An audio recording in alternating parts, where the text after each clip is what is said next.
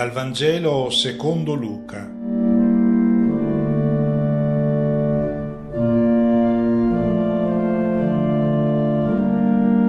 Una folla numerosa andava con Gesù.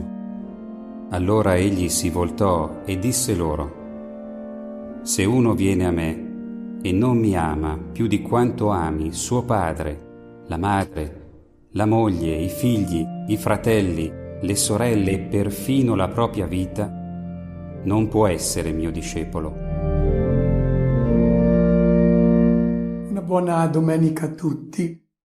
Ricordiamo il brano evangelico della scorsa settimana. Gesù era seduto a tavola in casa di un fariseo. Oggi lo troviamo in viaggio, è ripartito perché deve raggiungere la sua meta, che è Gerusalemme. E che cosa c'è di strano? Dopo quello che Gesù ha proposto, scegliere l'ultimo posto, sentirsi servi di tutti gratuitamente, deve essersi meravigliato che dopo quello che ha richiesto ai suoi discepoli ci fosse una grande folla che lo stava seguendo. Il brano evangelico non sta parlando di una cronaca accaduta 2000 anni fa, sta dicendo ciò che ancora oggi accade. Ci sono ancora delle grandi folle attorno a Gesù. Ma la domanda alla quale vuole rispondere il brano evangelico di oggi: hanno capito che cosa significa andare dietro a Lui? C'è una folla numerosa. Noi saremmo orgogliosi, vero? Perché oggi purtroppo accade il contrario. Prima erano segnati a dito quelli che non andavano in chiesa, oggi sono segnati a dito quelli che ci vanno. E dovremmo interrogarci sulle vere ragioni per cui questo accade.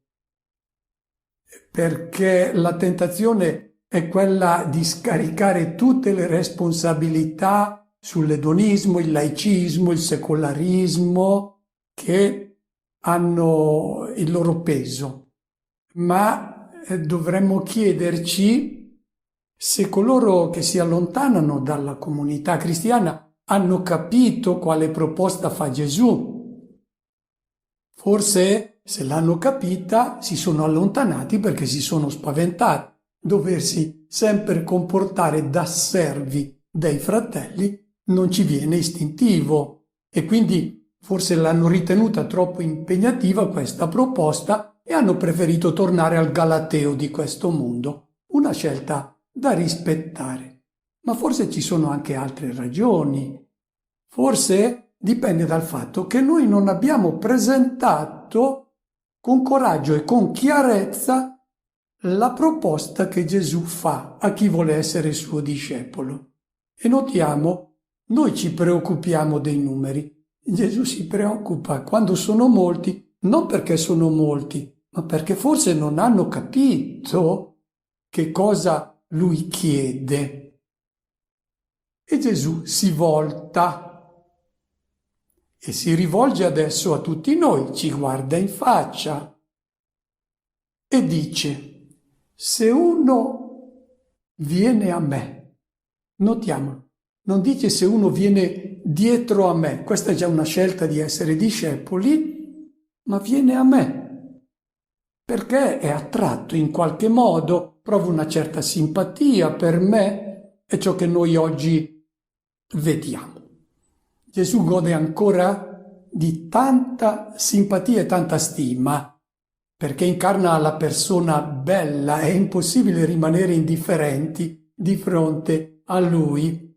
E tuttavia questa simpatia non è ancora l'innamoramento che ti coinvolge per tutta la vita, è una prima attrazione, un primo richiamo.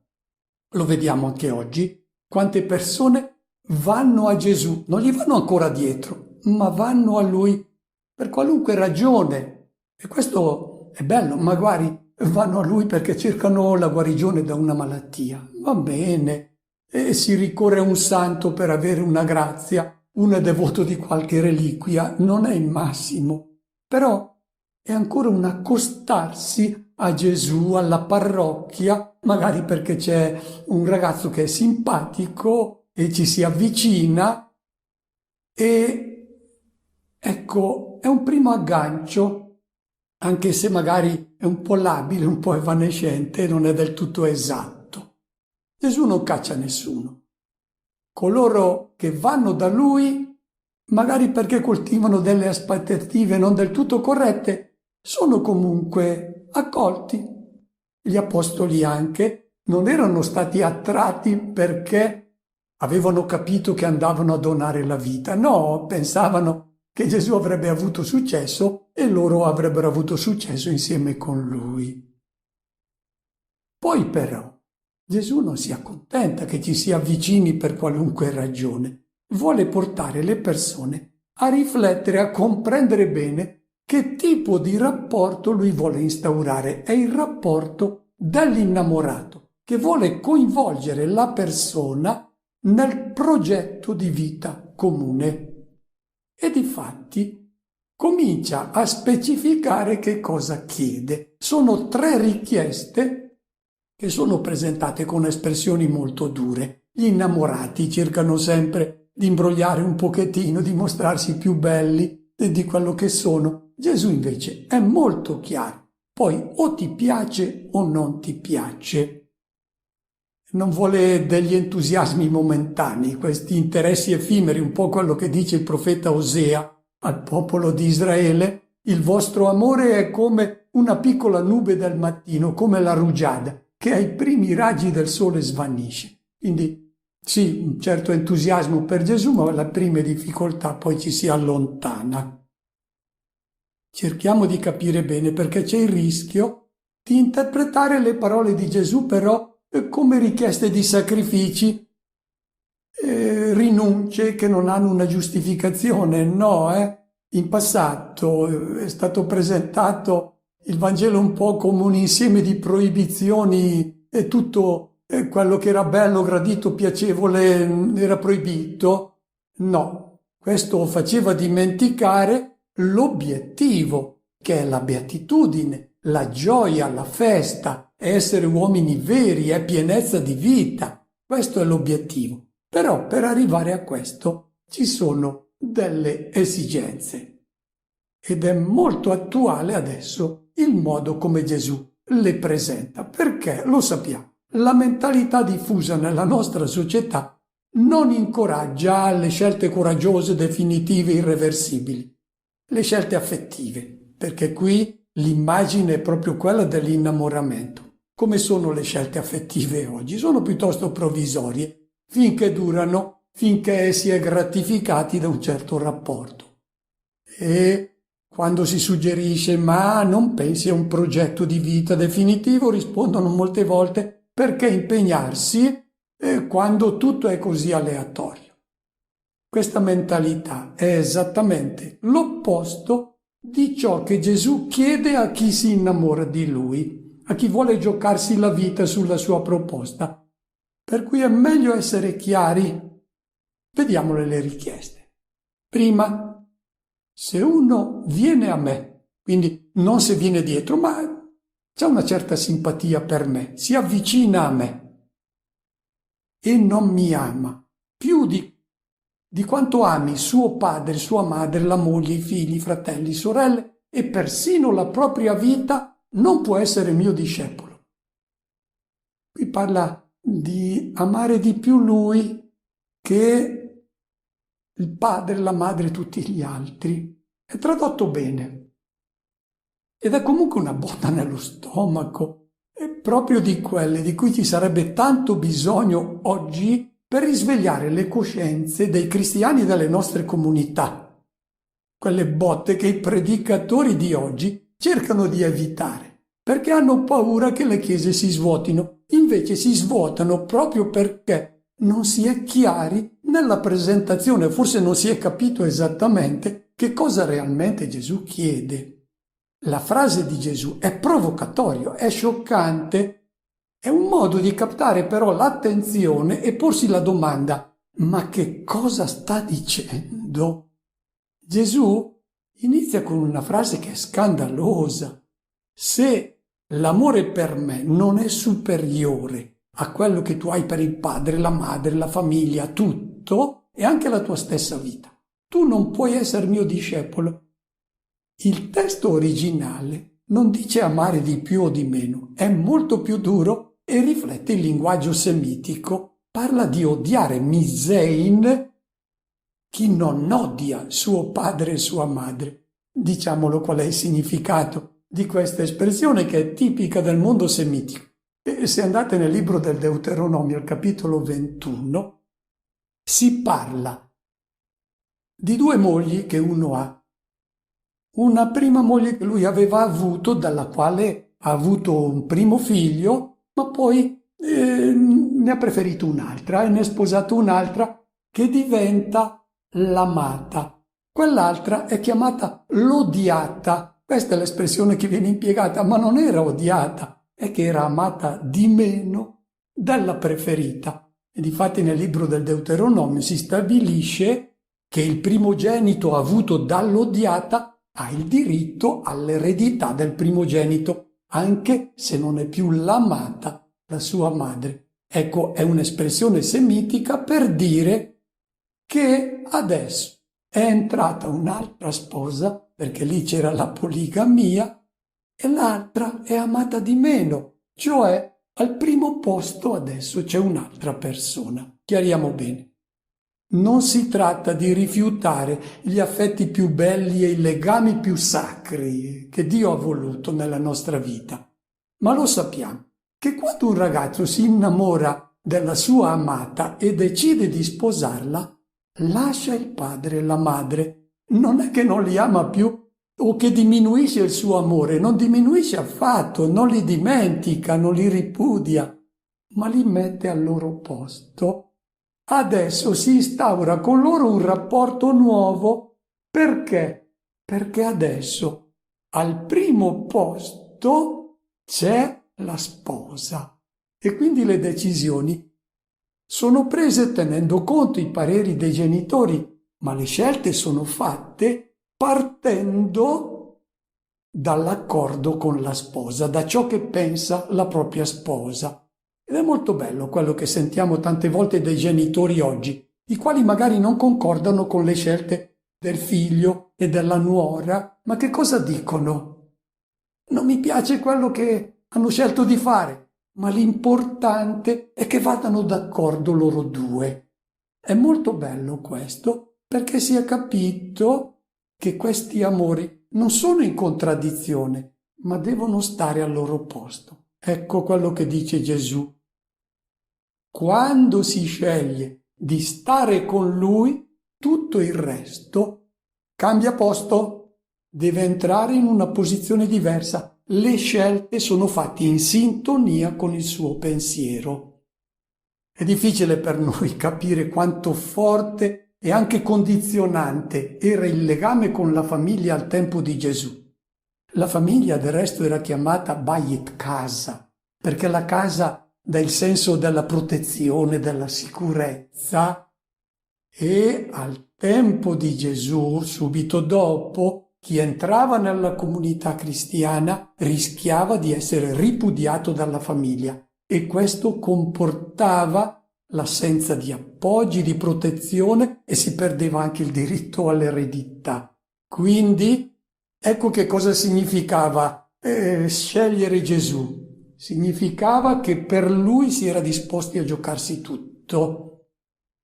Per noi ha un significato questo legame al padre, alla madre, alla famiglia, il legame alla tradizione.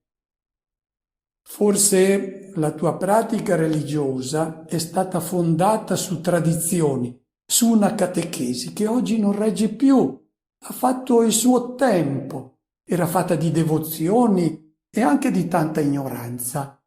Oggi, se incontri la parola di Dio, il Vangelo, che è Cristo, tu devi fare la scelta. Rinuncia a tutte quelle convinzioni che ti davano anche la sicurezza, ma adesso hai scoperto la gioia del Vangelo. Bene, Gesù è venuto a sconvolgere le tradizioni umane che non corrispondono al disegno di Dio. Ecco quindi questa prima richiesta. Tutti tutti gli affetti belli sacri acquistano una nuova dimensione. Quando si incontra Cristo, rimane Lui il punto di riferimento di tutte le scelte. Gesù ha dato l'esempio del distacco dalla famiglia. A 34 anni lui ha lasciato la mamma, ha lasciato Nazaret, i parenti e gli amici. Hanno anche tentato di riportarlo a casa e di rinchiuderlo nella tradizione della sua famiglia di Nazaret.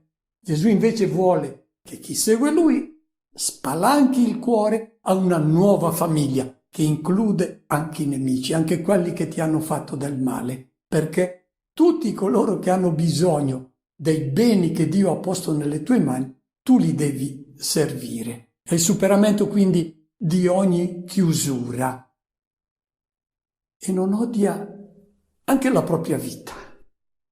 Vuol dire che non devi più pensare a te stesso.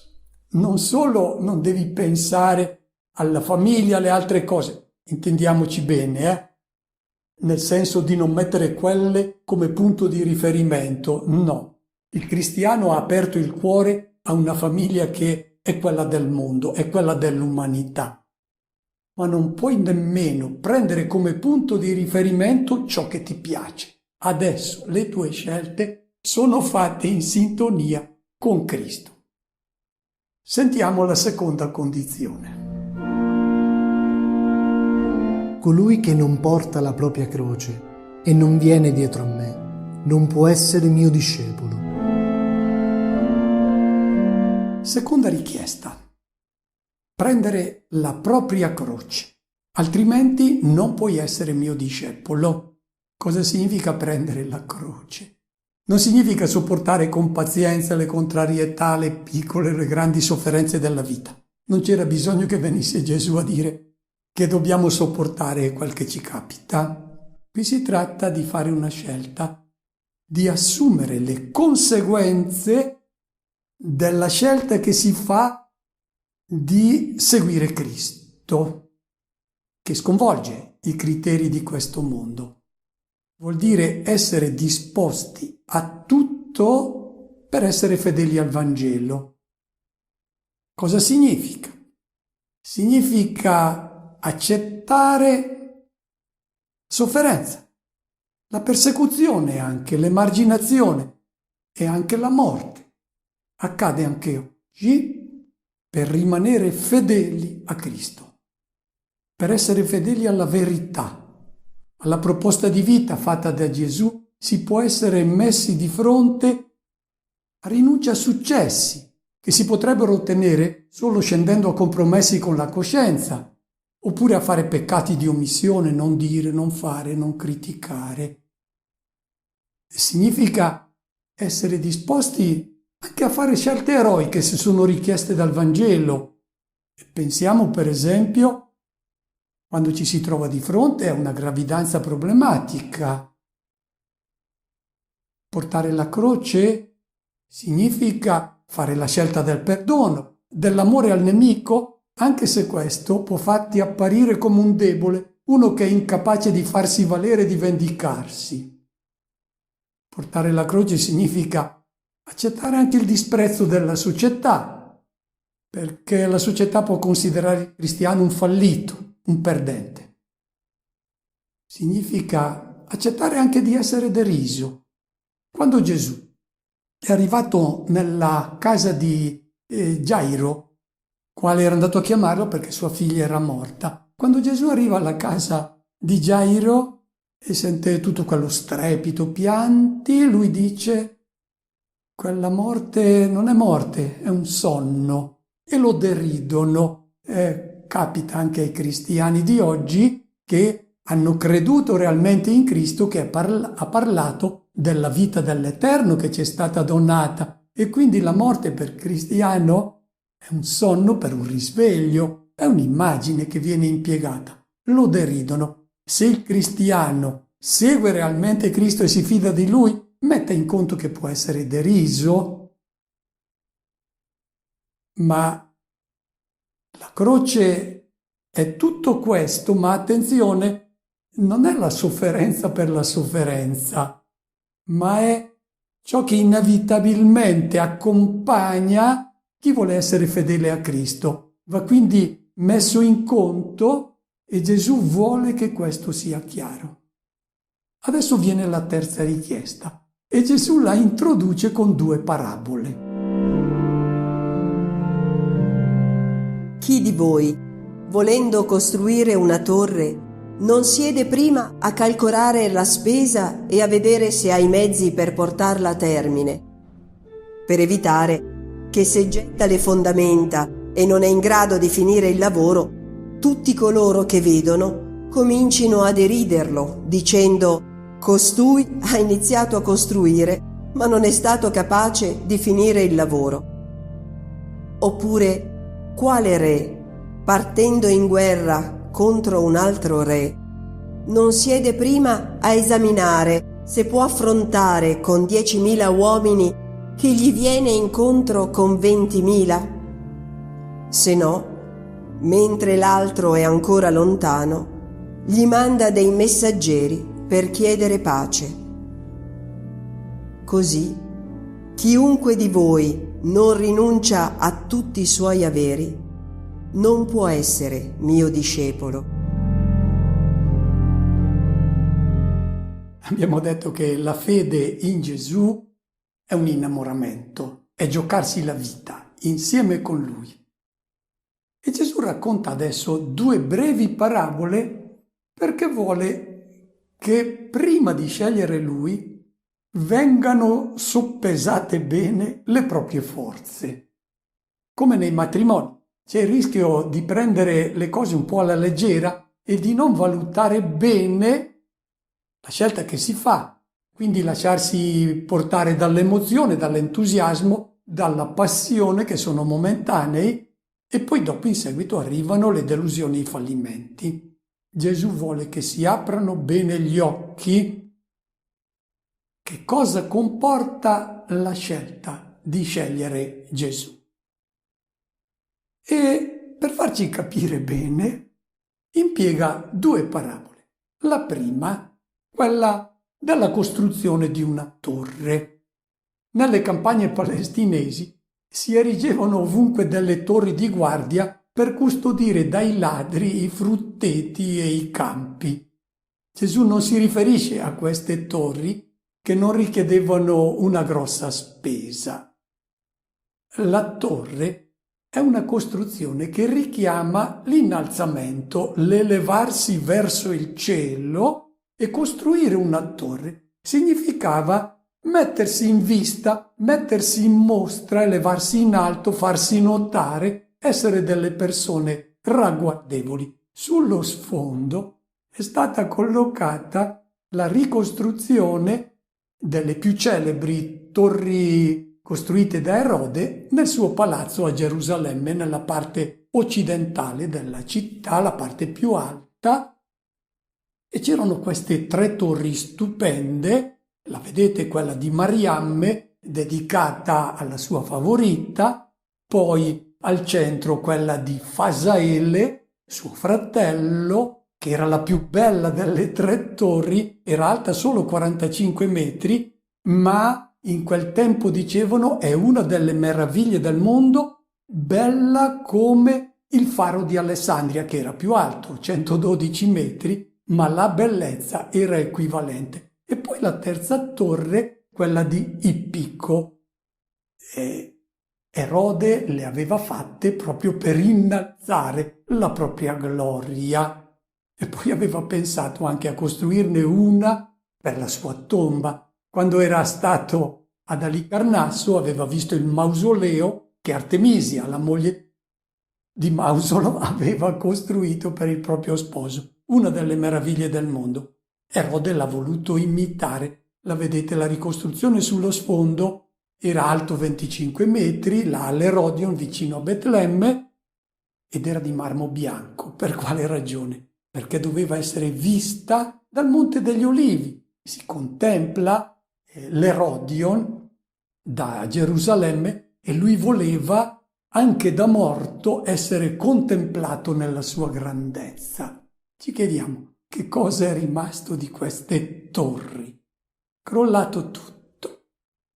Gesù impiega proprio l'immagine della torre come la costruzione di una vetta che si eleva verso il cielo. E tutti noi vogliamo lasciare un ricordo del nostro passaggio in questo mondo, una torre che tutti possano ammirare, una vita che ha lasciato il segno nel mondo. E Gesù ci pone e lo propone il suo progetto di torre. È un buon architetto. Abbiamo già sentito 2 delle sue richieste per chi vuole costruire questa torre. E lui sarà un architetto affidabile, una torre che resisterà nel tempo, non crollerà. Si tratta di un investimento da fare, dice Gesù. Richiede molti sacrifici. Non si deve pensare che sia facile, perché potrebbe succedere che poi bisogna piantarla a metà perché non si hanno più soldi.